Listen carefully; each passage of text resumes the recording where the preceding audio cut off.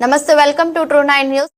ఈ సందర్భంగా ఐక్యవేదిక అధ్యక్షులు సతీష్ యాదవ్ సిపిఎం నాయకులు బాల్రెడ్డి మాట్లాడుతూ అధికారులు నిబంధనలను తుంగలో తొక్కి విపునగండ్ల ప్రభుత్వ పాఠశాలలో ఉన్న ఇంగ్లీష్ టీచర్ను ఆర్థిక లావాదేవీలతో వనపర్తికి బదిలీ చేయడాన్ని అఖిలపక్ష ఐక్యవేదిక సిపిఎం తరపున సంయుక్తంగా ఖండిస్తున్నామని.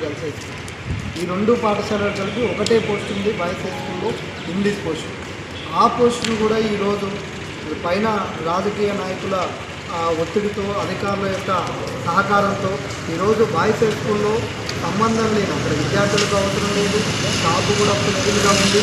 అలాంటి దగ్గర రాజకీయ నాయకులు యొక్క అండదండలతో ఈరోజు డిక్టేషన్ పద్ధతిలో ఈ వనపర్తికి మైపాల్ రెడ్డి గారు ఇంగ్లీష్ టీచరు బదిలీపై డిక్టేషన్పై వెళ్ళడం జరిగింది. దీనివల్ల ఈపనాళ్ళ మండల కేంద్రంలో ఉన్నటువంటి రెండు పాఠశాలలు విద్యార్థులు ఇంగ్లీష్ టీచర్ లేక చాలా ఇబ్బందులు గురవుతున్నారు. కాబట్టి తక్షణమే కలెక్టర్ గారు స్పందించాలి, ఈ స్థానిక మంత్రిగా ఉన్నటువంటి జూపల్లి గారు స్పందించాలి, ప్రణాళిక సంఘం ఉపాధ్యక్షులు చిన్నారెడ్డి గారు స్పందించాలి, లోకల్.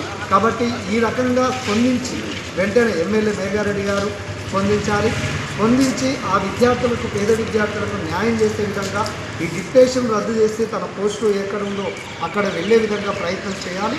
చేయకపోతే రానున్న రోజుల్లో ప్రజా సంఘాలు, పొలిటికల్ పార్టీల ఆధ్వర్యంలో విద్యార్థి సంఘాలను కూడా కలుపుకొని ఆందోళన పోరాటాలు, అఖిలపక్ష పార్టీ ఆధ్వర్యంలో ఆందోళన పోరాటాలు కూడా నిర్వహిస్తామని చెప్పి హెచ్చరిస్తుంది.